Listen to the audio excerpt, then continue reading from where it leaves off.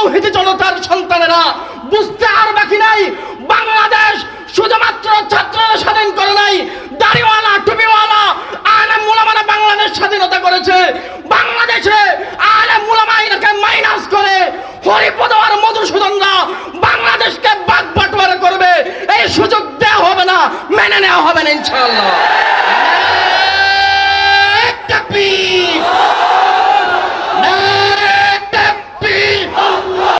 আপনারা দেখেছেন সারাটা জীবন শাইখে চরমোনাই ইসলামী আন্দোলন দাড়িওয়ালা টুপিওয়ালাদেরকে স্বৈরাচারের দালাল বলা হয়েছে। আল্লাহ তাআলা এই বিষয়টা এমনভাবে ক্লিয়ার করলেন, যাদেরকে দালালের তকমা দেওয়া হয়েছে তাদের মাধ্যমে স্বৈরাচারের পতন ঘটিয়েছে। উল্লেখযোগ্য পয়েন্ট, আমি বিশ্বাস করি শাইখে চরমোনাই এক একটা কদম বঙ্গভবন গণভবনের দিকে দিয়েছে, স্বৈরাচারের এক একটা কদম ভারতের মোদির প্রান্তরে রওনা হয়েছে। আমি বিশ্বাস করি 2013 সালে সবচাইতে বেশি রক্ত দিয়েছে হেফাজতে ইসলাম ইসলামী আন্দোলন উলামায়ে কওমের সন্তানেরা। হেফাজতে ইসলাম সহ 16 সালে আন্দোলনে রক্ত দিয়েছে উলামায়ে কওমের সন্তানেরা, 17 সালে রক্ত দিয়েছে উলামায়ে কওমের সন্তানেরা, মোদি বিরোধী আন্দোলনে রক্ত দিয়েছে উলামায়ে কওমের সন্তানেরা, দুলাইবারের মূর্তি বিরোধী আন্দোলনে রক্ত দিয়েছে উলামায়ে কওমের সন্তানেরা, ভারত বিরোধী স্বাধীনতায় 24 সালে শুধুমাত্র কওমি মাদ্রাসা থেকে রক্ত দিয়েছে 100 কওমি মাদ্রাসার সন্তান। শাইখে চরমোনাই জাগ্রত তৌহিদি জনতার সন্তানেরা বুঝতে আর বাকি নাই, বাংলাদেশ শুধুমাত্র ছাত্ররা স্বাধীন করে নাই, দাড়িওয়ালা টুপিওয়ালা আলেম উলামারা বাংলাদেশ স্বাধীনতা করেছে। বাংলাদেশে আলেম উলামাইকে মাইনাস করে হরিপদ আর মধুসূদনরা বাংলাদেশকে বাগ বাটোয়ারা করবে, এই সুযোগ দেওয়া হবে না, মেনে নেওয়া হবে না ইনশাআল্লাহ।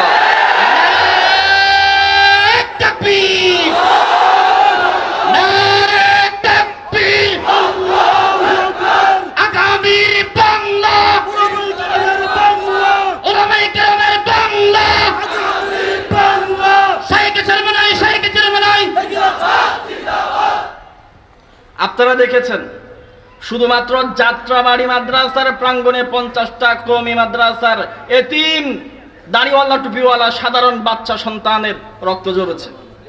আমি আপনাদেরকে শুনিয়ে দিতে চাই, বাংলাদেশের আমলা আর কামলা মাইকের আওয়াজ যে দূর যাচ্ছে হরিণের মতো কান দিয়ে শুনেন। একটা সময় স্বৈরাচার ছিল, মানুষকে দৈরা গুম করত, প্যাকেট করত, হত্যা করত, তখন পর্যন্ত আলেম উলামারা সজাগ ছিল। আর বর্তমান আমলে স্বৈরাচারকে বাগানো কওমি মাদ্রাসার সন্তানেরা আপনারা আলেম উলামাদেরকে মাইনাস করে বাংলাদেশ ভাগ করবেন। বিশ্বাস করেন, বাংলাদেশে আলেম উলামাদের বিরুদ্ধে বৈষম্য দূর করার জন্য নতুন করে বৈষম্য বিরোধী আন্দোলন গড়ে তুলব। প্রস্তুত আছেন ইনশাআল্লাহ? আলেম উলামার বিরুদ্ধে বৈষম্য দূর করতে হবে, না হয় বাংলাদেশ আলেম আর কোরআন দ্বারা নতুন করে বিভক্ত হবে। ঠিক কিনা বলেন? উদাহরণ দিলে বুঝবেন। বাংলাদেশের কতগুলো মহিলা মানুষ সাফ ফুটবল খেলায় জিতেছে, হাফ প্যান্ট পরে মেয়ে কতগুলো ফুটবল খেলায় কি নাকি কাপ এনেছে, কয়েকটা রাষ্ট্র থেকে জিতেছে। ধন্যবাদ। হাফ প্যান্ট পরলো না কি পরলো জানি না, আপনাদের দৃষ্টিকোণ থেকে সম্মানিত আর কি যান সম্মানিত। বাংলাদেশের রাষ্ট্রপ্রধান বলল, ওগো আমার সাহসী কন্যারা, বাগিনী কন্যারা, আসো, কার কি প্রস্তাব লিখে পাঠাও, যত প্রস্তাব সবটা কবুল করা হবে। ধন্যবাদ। একই সপ্তাহে বাংলাদেশের একটা সোনালী সন্তান কওমি মাদ্রাসার সন্তান 110টি রাষ্ট্রকে পেছনে ফেলে তুরস্কের ময়দানে বিশ্বসেরা কোরআনের হাফেজের তকমা গলায় ঝুলিয়ে বাংলাদেশের পতাকাকে তুরস্কের সাদা বালিময় জায়গার মধ্যে ফরফর করে উড়িয়েছে। আমি মনে করেছি বাংলাদেশের 17 জন উপদেষ্টা এখন 5 জন সহ 22 জন সব মিলিয়ে বাংলাদেশের এয়ারপোর্ট জ্যাম করে ফেলবে অভ্যর্থনা স্বাগতম শুভেচ্ছা জানানোর জন্য, কিন্তু আমার ধারণা ভুল। একটা উপদেষ্টা তো গেলই না, ধন্যবাদ তো জানালোই না, আমন্ত্রণ তো জানালোই না, 10টা আবদার লিখে পাঠা বললোও না, একটা আবদার লিখে পাঠা এটুকু বললো না। এই সন্তানটাকে এখনো পর্যন্ত কোনো সম্মানিত করা হয় নাই। কেন? কোরআনের হাফেজ। বাংলাদেশের মেয়েরা হাফ প্যান্ট পরে বিশ্বকাপ ফুটবল খেলে জয়ী হবে, বিশ্বকাপ না কয়েকটা কাপ জয়েন করছে মাত্র 4টা রাষ্ট্র থেকে জিতে। মেয়েদেরকে তো তোমরা বাংলা উপহার দিবা, অর্থ করে উপহার দিবা, আর কালামুল্লাহর কোরআনে পাককে সম্মানিত করে সারা বিশ্বের বুকে এক নম্বরে তকমা এনেছে আমার মাদ্রাসার সন্তান, তার উপরে বৈষম্য করা হবে। সতর্ক বার্তা দিচ্ছি, অতি শীঘ্রই সোজা হও, না হয় স্বৈরাচারের ভূমিকা তোমাদের গর্দানে এসেই পড়বে। এই বৈষম্য বিরোধী নতুন করে আন্দোলন গড়ে তুলতে হবে। আমাদের উপরে বৈষম্য করা হচ্ছে। আমরা কি বাংলাদেশ স্বাধীন করেছি নাট্যকার ফারুকীকে উপদেষ্টা বানানোর জন্য? শাইখা চরমুনার, মরহুম শাইখা চরমুনার এতজন আওলাদ বাংলাদেশি তত্ত্বে ইসলামী আন্দোলন, হেফাজত, তরিকত, জমিয়ত, ঐক্যজোট এতগুলো দল থাকতে হরিপদ আর মধুসূদনকে উপদেষ্টা বানাবা, আল্লাহর কসম এক ফুটা রক্ত থাকতে সহ্য করবো না। দ্বিতীয় নাম্বার, আলেম ওলামাদের, ওলামা মাশায়েখের করণীয় কি? উলামা মাশায়েখের ব্যানারে আজকের মাহফিল। দেখেন, আমরা তাফসীরুল কোরআন মাহফিল করি, আমরা শানে রিসালাত সম্মেলন করি, ইসলামী মহাসম্মেলন করি। প্রত্যেকটা মাহফিলে গিয়ে আমরা বয়ান করি, দাড়ি রাখবা বাবা, দাড়ি একটা রাসূলুল্লাহ সিরাত, টুপি পরবা বাবা, টুপি একটা রাসূলুল্লাহ সিরাত, জুব্বা পরবা বাবা, রাসূলুল্লাহ সিরাত। গত 50টা বছর বাংলাদেশের ময়দানে ময়দানে দাড়ি, টুপি আর জুব্বার সিরাতের আলোচনা করেছি। এটার অবশ্যই প্রতিফলন আমরা দেখতে পাচ্ছি। এতগুলো জনতা আজকের এই মাঠে জমা, প্রত্যেকের মুখে দাড়ি, মাথায় সুন্নতের টুপি। আমাদের এই বয়ান শুনে আমাদের আকাবিরের মেহনত এমনভাবে কবুল হয়েছে যার প্রমাণ মাহফিলের মধ্যে দেখা যাচ্ছে। আমি আমার সমবয়সী যারা যুবক আলোচক রয়েছেন, অনেক খতিব খুতবারা এই জায়গার মধ্যে রয়েছেন, মুরব্বীদেরকে আদেশ করার মতো, পরামর্শ দেওয়ার মতো এবিলিটি, বয়স, যোগ্যতা কোনো কিছুই আমার নাই। ওনাদের প্রসঙ্গবাদ যুবকদেরকে বলবো, ও যুবক ভাই, আপাতত কিছুদিনের জন্য আগামী নির্বাচন আসা পর্যন্ত দাড়ি সিরাতের আলোচনাটা স্থগিত রাখেন, টুপির সিরাতের আলোচনাটা স্থগিত রাখেন, জুব্বা পড়ার সিরাতের আলোচনাটা স্থগিত রাখেন। আগামীতে মসজিদে মসজিদে, মিম্বরে মিম্বরে, মিহরাবে মিহরাবে, মাহফিলের প্যান্ডেলগুলোর স্টেজ থেকে একটা সিরাতের আলোচনা চলবে। আল্লাহর নবী মদিনার রাষ্ট্র কোরআন দ্বারা সুন্দর করেছেন। কোরআনের সিরাত, রাষ্ট্র মেরামতের সিরাত, রাষ্ট্রপতি আলেম ওলামার হবে, এই সিরাত বয়ান করতে হবে, ঠিক কিনা?